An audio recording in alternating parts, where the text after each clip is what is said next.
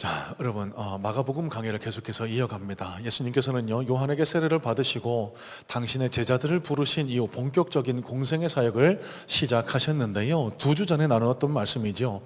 예수님의 공생의 사역 첫 발걸음은요, 가버나움이라 불리는 갈릴리의 한 동네 회당, 그러니까 지금의 예배당에 들어가셔서 말씀을 전하시는 사역, 설교하시는 사역으로 출발을 하셨습니다. 그런데 말씀을 전하시는 중간에 귀신 들린 한 사람이 그 말씀 듣는 시간을 방해하니까요, 예수님이 그 귀신을 꾸짖어서 그에게서 귀신을 쫓아내셨습니다. 자, 그 이후에 안식일 저녁쯤으로 추정이 되는데요, 시몬의 집, 그러니까 베드로의 장모에게 가서 열병으로 죽음의 위기 앞에 서 있는 그 베드로의 장모에게서 열병을 고쳐주시는 사역을 행하셨죠. 자, 이 갈릴리 온 지역에 예수님의 능력과 예수님의 소문이 삽시간에 퍼지게 됩니다. 그날 저녁이었을 겁니다. 사방각처로부터 각종 질병에 걸린 사람, 귀신 들려서 고통당하는 사람, 여러 가지 삶의 문제로 어려움을 당하는 사람들이 예수님께로, 시몬 베드로의 장모의 집으로 몰려들었습니다. 자, 여러분, 이 예수님의 사역이 아마도 이 안식일 밤 늦게까지 이어졌을 것으로 미루어 짐작해 볼 수 있는데요. 여러분, 오늘 이 시간에 예배를 드렸다라고 한번 추정을 해보겠습니다. 저도 오늘 주일을 준비하기 위해서 4시 몇 분, 5시경부터 일어나서 준비하고 1부 예배 마치고 또 이 예배 인도하고 3부 예배 양육반까지 이어지게 되는데, 여러분, 이것뿐만이 아니죠. 주일날 오후에 시몬 베드로의 장모를 고쳐주셨습니다. 수많은 사람들이 예수님께 몰려들어요. 밤 늦게까지 그 병자들, 귀신 들린 자를 치료하고 그들을 위로해 주시는 사역을 이어가셨습니다. 예수님 무척이나 피곤하셨을 것으로 생각해 볼 수 있습니다. 왜요? 예수님은 하나님의 아들, 하나님이시기도 하지만 인간의 육신을 입고 계신 분이셨거든요. 얼마나 피곤하고 지치셨을까? 자, 그런데 오늘 우리가 주목해 봐야 할 말씀의 포인트입니다.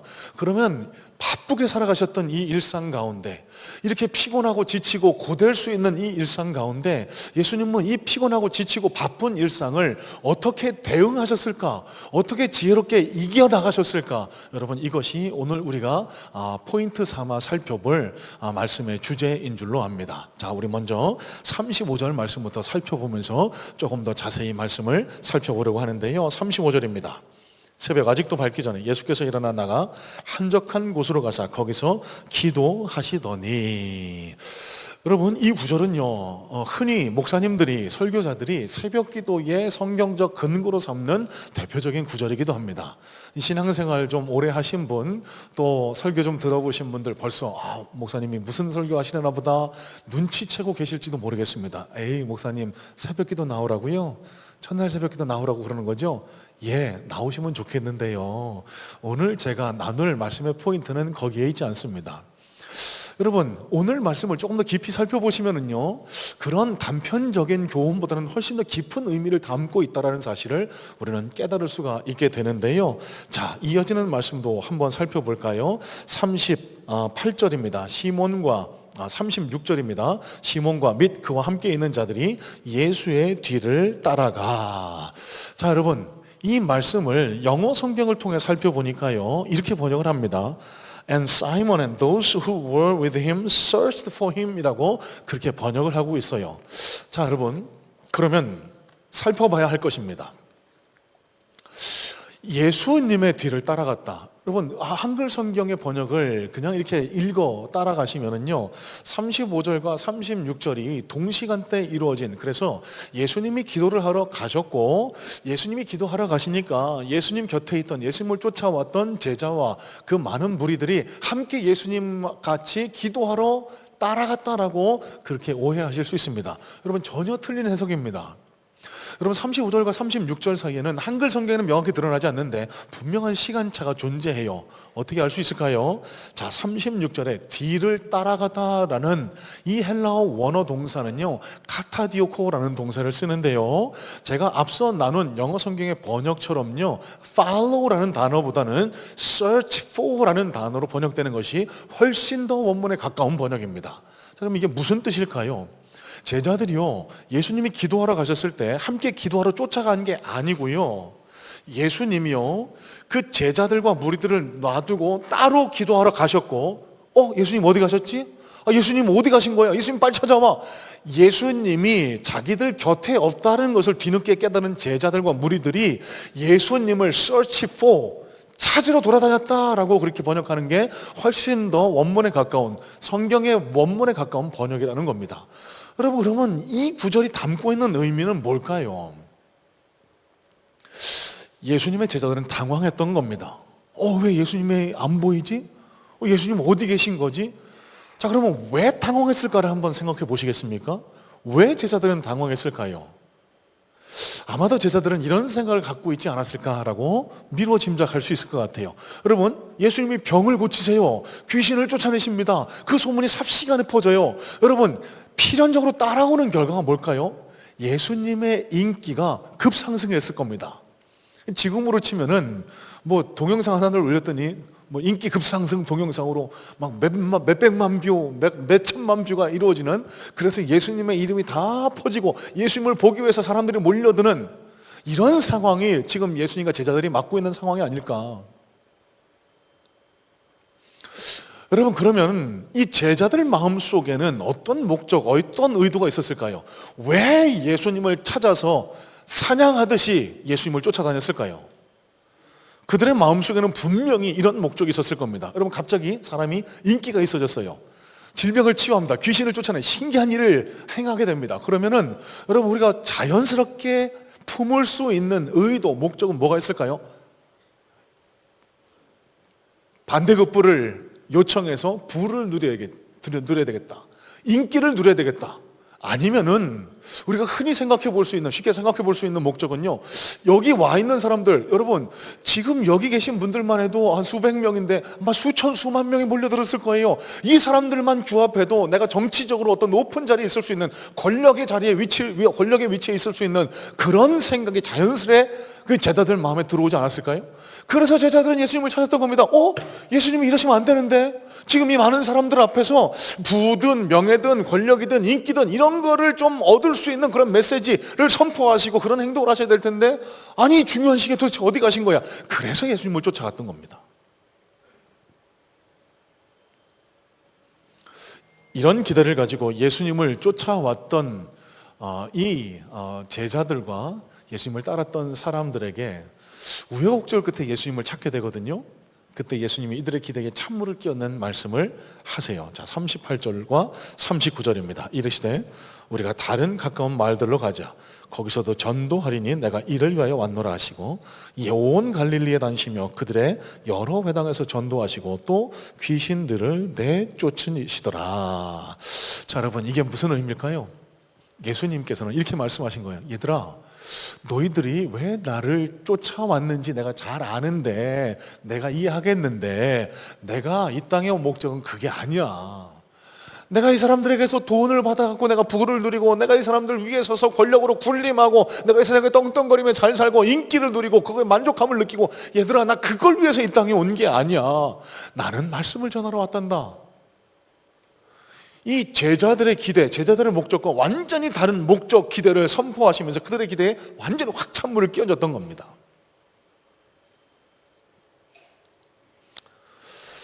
자, 사진 한 장 보여주시겠습니까? 스티븐 코비라고 얼마 전에 별세한 인물인데요. 미국의 유명한 행동심리학자입니다. 성공하는 사람들의 7가지 습관이라는 유명한 베스트셀러 책을 다 아실 줄로 압니다. 그 책의 작가거든요. 저 스티븐 코비라는 사람이 주창한 항아리 이론이라는 것이 있습니다. 항아리 이론 어디선가 한 번쯤은 들어보셨을 것 같은데요. 이런 내용입니다. 어떤 대학에서 한 교수가 수업 시간에 항아리를 하나 들고 와서요, 학생들 앞에서 어떤 시뮬레이션을 합니다. 먼저는 주먹만한 돌덩어리, 큰 돌덩어리들을 하나씩 그 항아리에 채워 넣기 시작해요. 아구까지 차서 더 이상 돌을 넣을 수가 없게 됐을 때 학생들에게 질문합니다. 여러분, 이 항아리가 채워졌습니까? 더 이상 돌을 넣을 수가 없잖아요. 학생들의 답은 명확했습니다. 예. 아무 말 없이 그 교수가요, 그 주먹만한 돌보다 조금 작은 자잘한 자갈들을 쫙 그 항아리에 쏟아부었습니다. 그러니까 그 큰 돌들 사이로 이 자갈들이 막 들어가는 거예요. 자, 아구까지 찼어요. 또 학생들에게 묻습니다.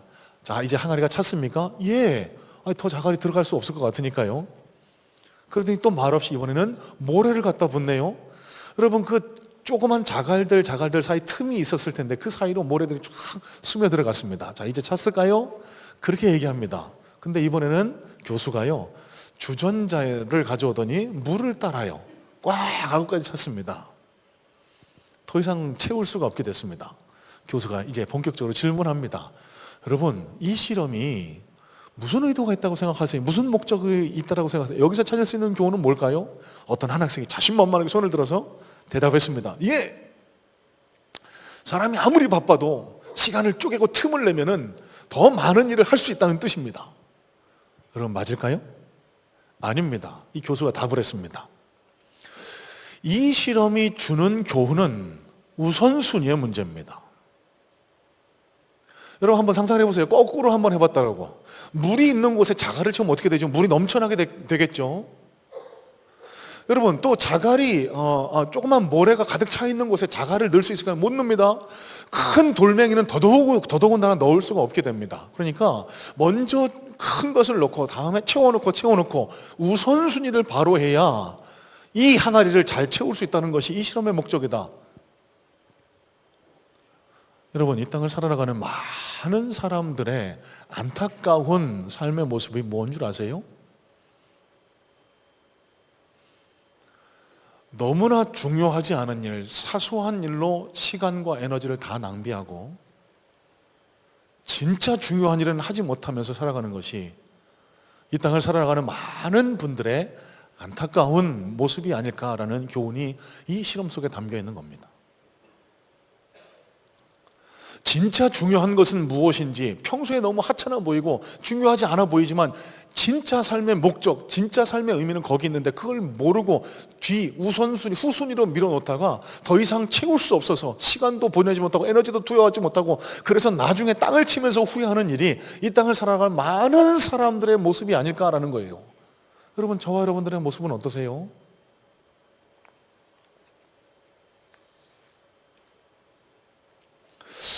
여러분, 늘 드리는 말씀입니다. 저는요, 진심으로 여러분들께 이렇게 말씀을 드려요. 저는 세상에서 직업을 갖고 세상에서 다른 일을 하시면서 그리스도인으로 살아가시는 분들 진심으로 존경합니다. 진짜 대단하신 분들이에요. 여기 앉아 계신 분들, 제가 그렇다고 해서 목사님들 별로 안 존경한다 그런 말 뜻은 아니고요. 저도 예전에 직장생활, 사회생활 해봤거든요. 제가 그래서 여러분들의 마음을, 형편을 요만큼은 들여다볼 수 있을 거라고 생각을 합니다.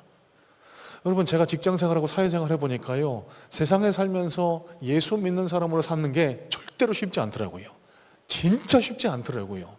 이런 맥락에서 이렇게 예배에 나와서 예배드리면서 목자로, 교사로, 장로님, 권사님, 집사님, 안수 집사님으로 섬기시는 분들, 성가대로 섬기시는 분들 진짜 대단하는 것을 정말 저는 마음으로 고백합니다.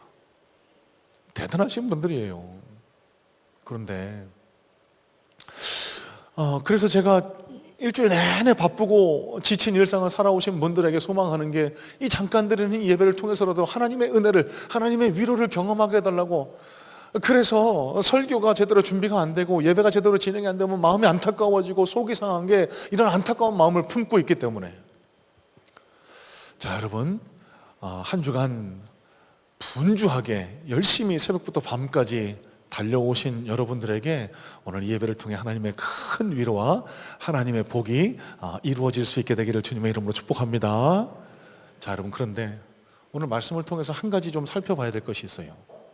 여러분, 일주일 동안 내내 너무너무 수고하셨죠. 너무너무 애를 쓰셨죠. 새벽부터 밤까지 눈코 뜰 새 없이 바쁘게 살아오셨죠. 가정에 계신 분들은 가정에 계신 분들 나름대로, 직장에 계신 분들은 직장에서, 또 사업장에 계신 분들은 사업장에서 각자 나름대로 너무너무 바쁘고 분주한 일상을 살아오셨을 줄로 압니다. 여러분들을 위로해요. 하나님의 복이 임하기를 원합니다. 여러분, 그런데 오늘 하나님께서 부족한 종의 입술을 통해서 여러분들에게 나누고 싶어 하시는 메시지는 이겁니다. 여러분, 무엇 때문에 이렇게 바쁘게 살아오셨어요? 무엇이 여러분들을 이렇게 분주하게 하셨을까요? 여러분, 뭘 바라보면서 그렇게 살아오셨어요?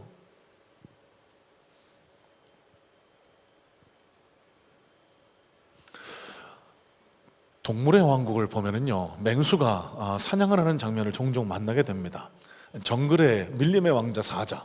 여러분, 사자가 되게 갈기도 멋있고 그러지만 평소에 되게 게으르대요. 그래서 어떤 날은 뭐 16시간, 18시간도 자기도 하고 일주일 내내 움직이지도 않고 그냥 그 자리에서 먹고 잠만 잔다고 그렇게 한다고 하는데, 사냥할 때 보면 눈이 막 초롱초롱해서 막 위용을 뽐내면서 사냥을 하죠. 그런데 이 맹수들이 사는 모습을 보면은요, 얼룩말이든 사슴이든 최선을 다해서 그 먹잇감, 프레이를 공격합니다. 먹을 것을 얻습니다. 그러고 나서 그 먹이가 떨어질 때까지 계속 그 먹이를 먹으면서 잡니다. 여러분 용서하세요. 일주일 내내 열심을 다해 살아오신 여러분들, 그 수고와 노고를 위로하고 격려해 드리기를 원하는데요, 만약에 우리가 그렇게 열심히 살아가는 목표가 내 쾌락을 위해서 은퇴하고 나서 잘 먹고 잘 살아야지, 이제 좀 편안하게 놀고 먹고 쉬어야지, 여러분 이러는 목적을 가지고 살아오셨다라고 하면은 저와 여러분의 삶은 이 짐승 맹수의 삶과 다를 바 없는 삶 아니겠습니까? 유튜브를 찾아보니까요, 요새 그런 강연들, 그런 조언들이 넘쳐나요. 은퇴 후 조기 은퇴, 파이어족, 그래서 재테크, 비트코인 어떻게 투자를 해야 되나, 많은 분들이 관심을 갖고 있으신가 봐요. 그래서 어떤 동영상은 보니까요, 수백만, 어떤 동영상은 한 700, 800만 되는 그런 동영상도 봤어요. 여러분 무슨 뜻이죠? 그만큼 관심을 갖고 있다는 뜻이겠죠. 그만큼 사람들이 거기에 마음을 쏟고 있다는 뜻이겠죠. 여러분, 세상 사람들은 그렇게 살아갈 수 있습니다. 짧게 열심히 일하고 남은 생애를 편안하게 즐기자. 여러분, 세상 사람들은 그렇게 살아갈 수밖에 없지만 저와 여러분들은 다른 존재 아닙니까? 예수 그리스도의 십자가 피로 구원받은 저와 여러분 눈에는 보이지 않지만 우리 심령마다 예수 그리스도의 십자가의 인, 너는 내 것이다 꽝 하고 인이 박혀있는 하나님의 자녀, 하늘 백성인 저와 여러분들도 이런 모습으로 살아가셔야 되겠습니까? 여러분, 다른 목적을 가져야죠. 보다 좀 거룩하고 신성한 목적을 가져야죠. 여러분, 저와 여러분의 삶의 목적은 뭐가 되어야 될까요? 그리스도의 삶의 목적은 무엇이 되어야 되겠습니까? 기독교 장로교계 신학을 정리해 놓은 웨스터민스터 소요리 문답이라는 내용이 있습니다. 1600년도에 웨스터민스터 총회에 의해서 기독교 신앙을, 믿음을 좀 정리해 놓은 그런 문답 내용인데요, 이 문답 속에 1항이 이렇습니다.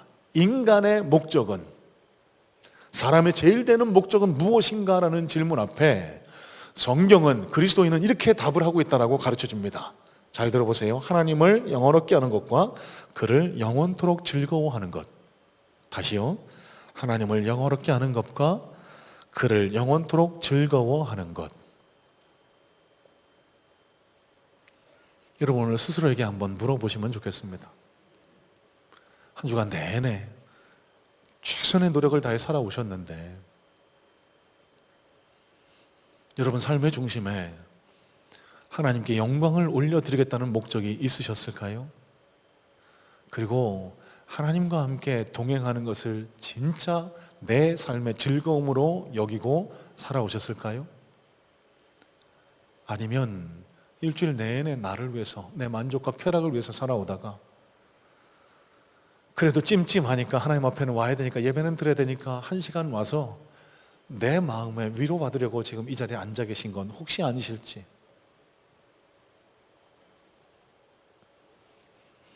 여러분, 이런 맥락에서 봤을 때 오늘 35절 말씀은요, 단순히 새벽 기도를 가르치시기 위한 말씀이 아닙니다. 여러분 잘 들으세요. 여러분, 새벽에 기도하면 좋습니다. 새벽 기도는 유익합니다. 하지만 여러분, 예수님이 새벽 기도를 꼭 하라고 이 말씀을 우리에게 주셨을까요? 그건 굉장히 좁게 보는 거예요. 여러분, 예수님이 겟세마네 동산에서 기도하실 때 어떻게 기도하셨죠? 밤이 새도록 기도하셨습니다.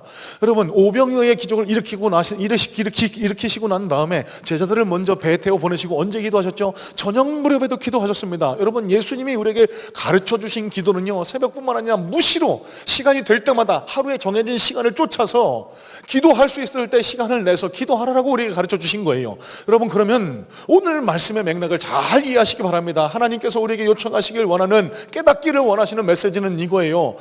너 지금 바쁜 일상을 살아가는 가운데 진짜 뭐가 중요한지 알고 있니? 우선순위가 뭔지 알고 살아가고 있는 거니? 그 우선순위를 바로 하기 위해서 나와 예수 그리스도와 교제하고 있니? 기도하고 있니? 말씀을 보고 있니? 여러분 잘 들으시기 바랍니다. 우리가 살아가는 세상은요, 하나님이 없다고 외치는 세상이라서요, 단 한순간도, 하루라도, 일주일이라도 하나님을 찾지 않고 예수님께 기도하지 않고 살아갈 때 우리의 삶의 목적이 하나님이 우리를 창조하신 목적과 자연스레 멀어지고 비틀릴 수 있게 된다는 것. 여러분, 그래서 다시 복음 앞에 우리가 말씀을 보자고 기도하자고 요청드리는 이유가 바로 여기에 있는 거예요. 여러분들 괴롭게 하고 여러분들 시간을 뺏어서 여러분 힘들게 하려는 게 아니라, 우리는 그리스도이잖아요. 그리스도인답게 살아가기 위해서, 그리스도인으로 성공하기 위해서 삶의 우선순위 목적을 바로 하자라고 그렇게 여러분들에게 요청드리는 겁니다.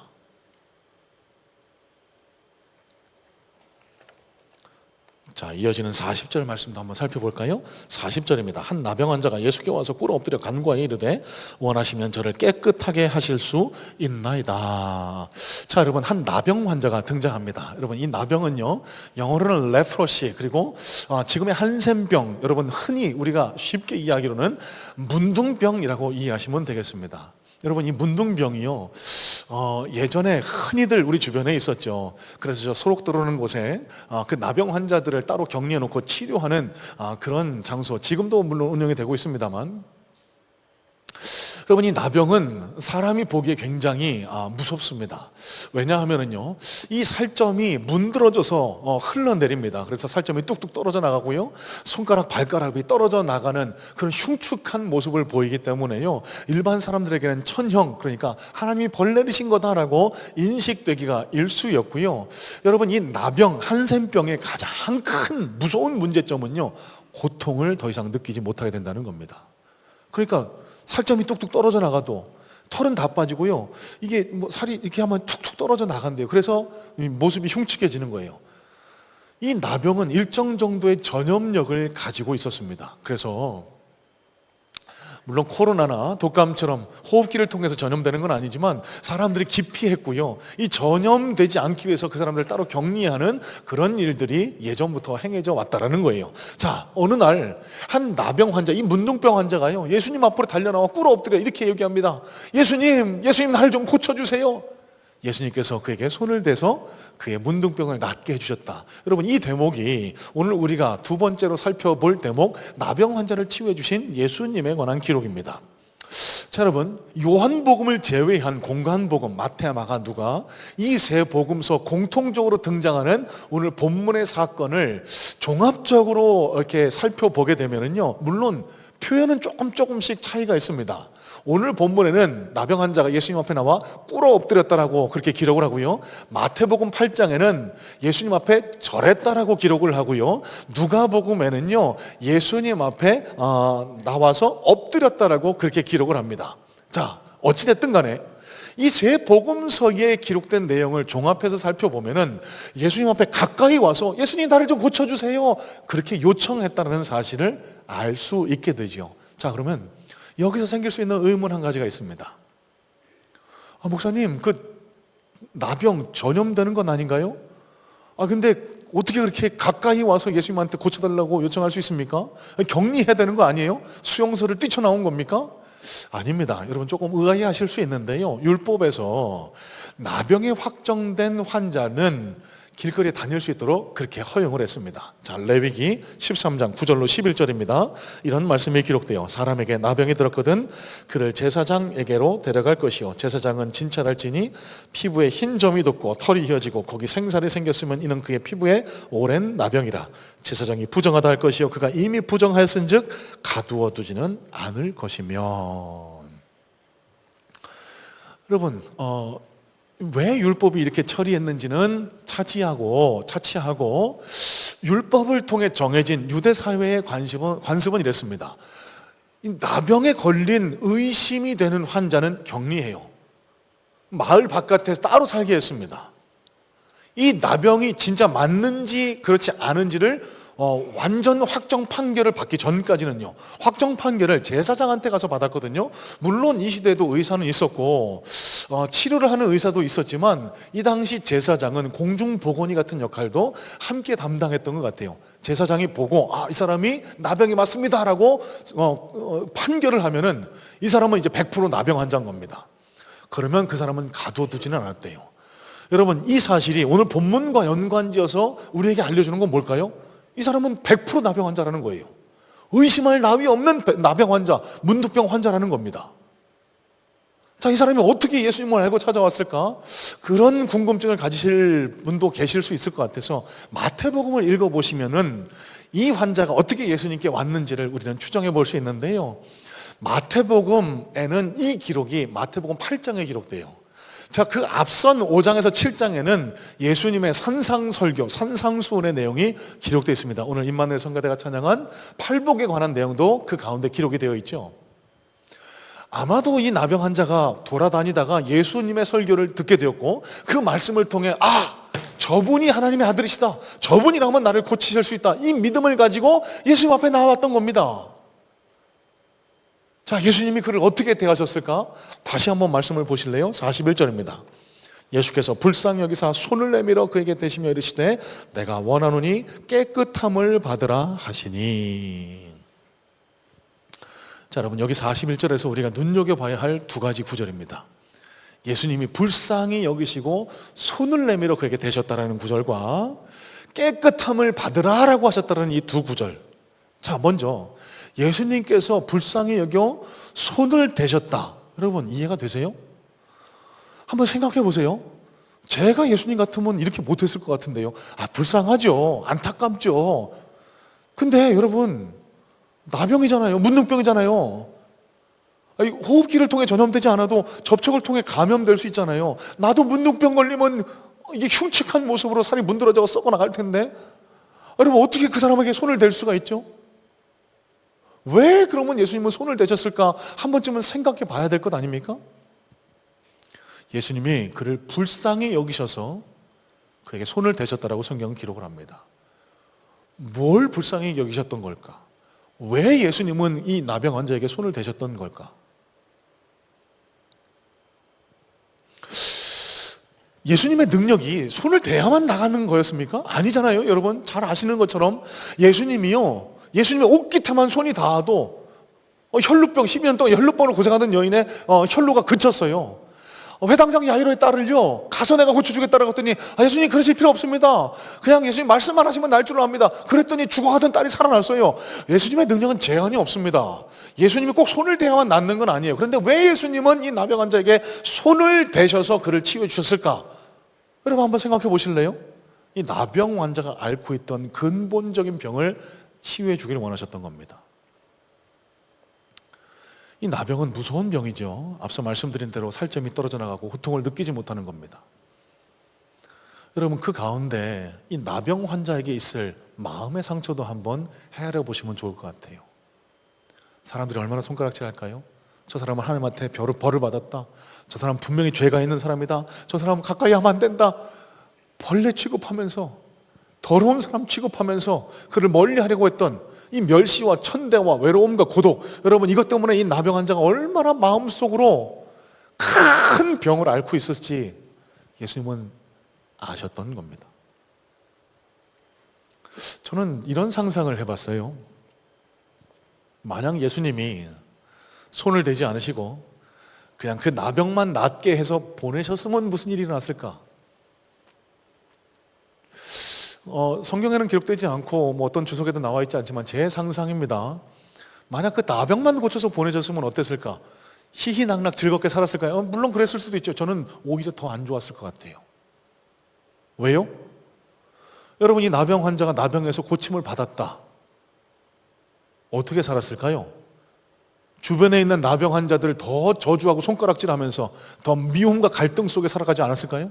왜요? 그 나병 환자들을 보면 예전에 내가 받았던 상처가 기억이 나서 내가 저 사람처럼 살았지, 저 사람 더러운 사람에 쫓아내 돌 던지고 그 사람을 더 멀리하면서 그렇게 사람을 미워하고 분리해가면서 사람을 제대로 대하지 못하는 그런 상태로 세상을 살아가지 않았을까요?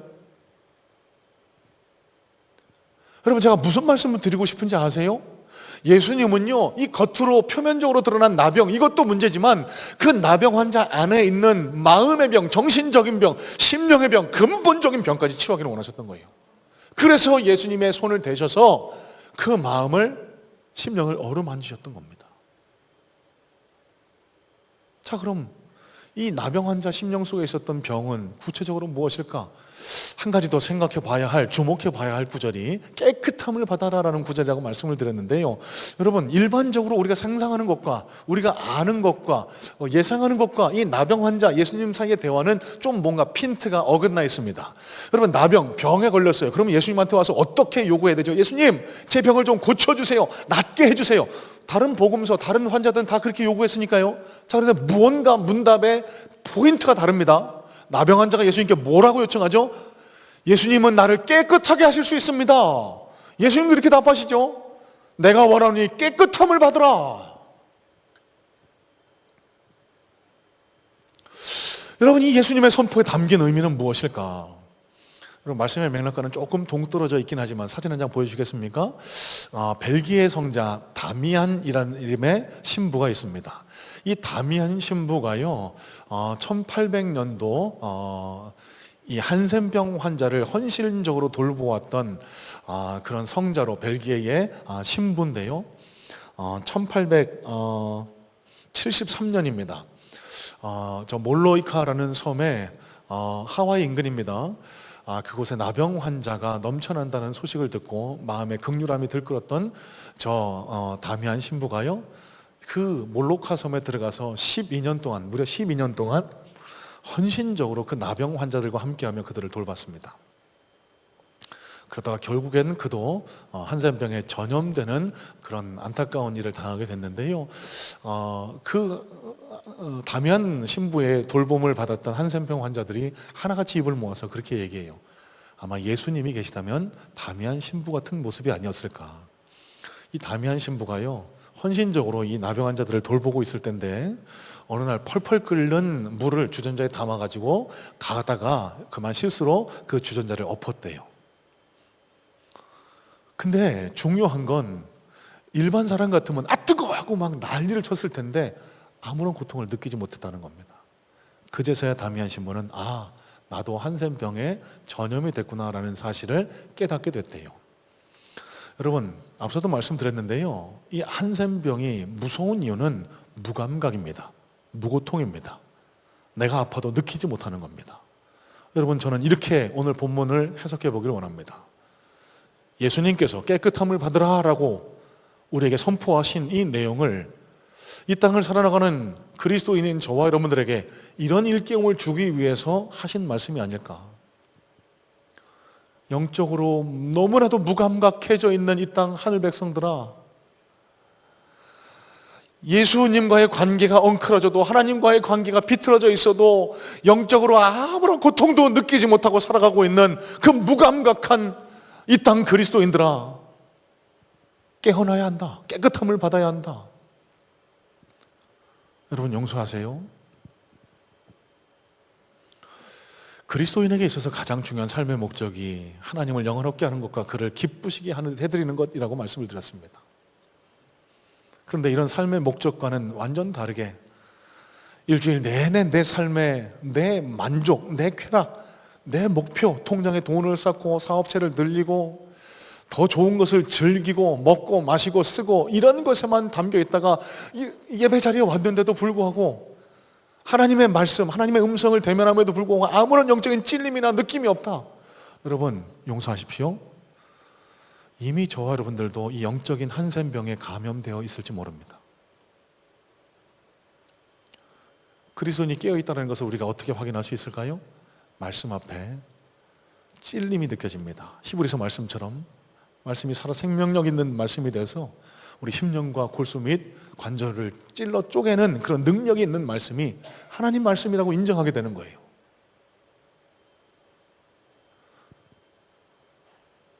주일날 예배를 빠져도 아무런 느낌이 없고 한 주간을 살아나가는 동안 하나님의 말씀을 펼쳐 읽지 않아도, 하나님을 찾지 않아도, 기도하지 않아도 아무런 불편함을 느끼지 않는 이 땅의 수많은 그리스도인들, 여러분 용서하세요. 영적인 한센병 초기 증상일지도 모르겠습니다. 삶의 의미와 목적이 무엇인지도 모른 채 막 질주하는 야생마처럼 달려가다가 그 끝에서 아이쿠 이게 아니지, 그렇게 한탄하는, 더 이상 하나님의 말씀이 들려오지 않는, 하나님이 지정하신 삶의 목표와 의미를 잃은 채 살아가고 있는 영적인 한센병이 지금 저와 여러분의 영적인 상태가 아닐지를 한번 점검해 보자는 겁니다.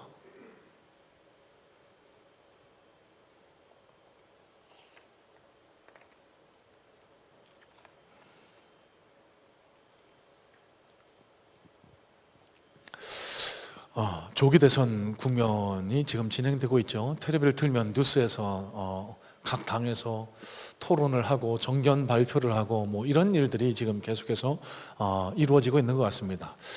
해묵은 또 사회주의, 자본주의 논쟁이 지금 불붙고 있는 것 같아서 마음이 좀 안타깝기는 한데, 여러분 지금 이 시간에 제가 그런 체제, 이념, 논쟁에 관해서 말씀을 오래 나눌 그럴 생각은 전혀 없습니다. 여러분 사회주의는 이미 실패한 시스템입니다. 역사가 증명했습니다. 자, 자본주의는 그 태생적으로 병폐를 안고 있습니다. 빈부격차와 사회적 갈등이 계속해서 진행될 수밖에 없다는 그런 병폐를 이미 우리 모두가 다 알고 있는 것 아닙니까? 자, 여러분 이 속에 살아가다 보면 우린 자본주의 사회를 살아가요. 그러다 보니 돈이 하나님이고 돈이 최고고 돈이 성공이다라는 이런 세상에 이 레토릭에 젖어서 살아갈 수밖에 없지만, 여러분 지금 이 자리에 앉아 예배드리는 하나님 나라의 백성인 저와 여러분들까지 그래서 될까요? 여기에 아무런 감각이 없으시면 여러분 이미 영적인 한센병이 초기 단계에 접어들었다고 생각하셔도 돼요. 여러분 우리가 추구해야 할 가치가 뭡니까? 삶의 의미와 목표가 뭐가 되어야 될까요? 하나님 나라의 가치관. 하나님 나라의 가치관은 뭐죠? 최선을 다해 살아가는 겁니다. 최선을 다해 살아가는 거예요. 일주일 내내 하나님께서 보내신 그곳에서 최선을 다해 노력을 하세요. 직장인들은 직장에서 아침부터 저녁까지 주변 분들에게 인정받으실 수 있도록 열심히 노력을 하세요. 지각하지 마시고 최선의 노력을 다하시고 좋은 결과 내려고 하시고, 가정에 계신 분들 가정을 열심히 돌보세요. 자녀를 위해서 기도하시고 보살피고 가정을 열심히 돌보세요. 게을리하지 마세요. 사업장을 운영하시는 분들도 그 사업을 위해서 목숨을 거십시오. 최선을 다하십시오. 하지만 무엇 때문에, 무엇을 위해서? 자본주의는요 그 열매를 누리라고 하지만, 네가 다 따먹으라고 하지만, 네 탐욕을 채우라고 하지만, 하나님 나라 관점에서는 그렇지 않습니다. 하나님이 우리에게 요청하시는 건 뭐죠? 최선을 다해서 열매를 거두어라. 그리고 그 열매를 나누라고. 하나님 나라 영광을 위해서 나누라고, 뿌리라고. 여러분 이게 하나님 나라의 가치관이요, 우리가 회복해야 할 삶의 목표요, 의미가 아닐까 싶습니다.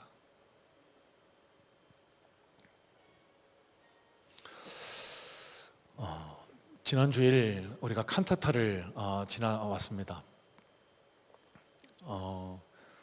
너무 은혜로운 찬양으로 우리 심령을 울려주셨는데요. 주일날 오후에 양육훈련을 진행하는데 양육반에 이제 막 교회 나온 지 얼마 안 되시는 한 성도님이 칸타타 너무 좋았다고 감동돼서 자기 울었대요. 그래서 궁금해서 울었죠. 교회 나온 지 얼마 되지도 않으시는 분이 왜 찬양을 듣다가 눈물이 나셨는지 궁금해서 어느 대목에서 우셨냐고 제가 여쭤봤습니다. 그랬더니 그 찬양이래요. 그 찬양 대목, 그 가사 가운데 이런 대목이 있습니다. 목적도 없이 나는 방황했네.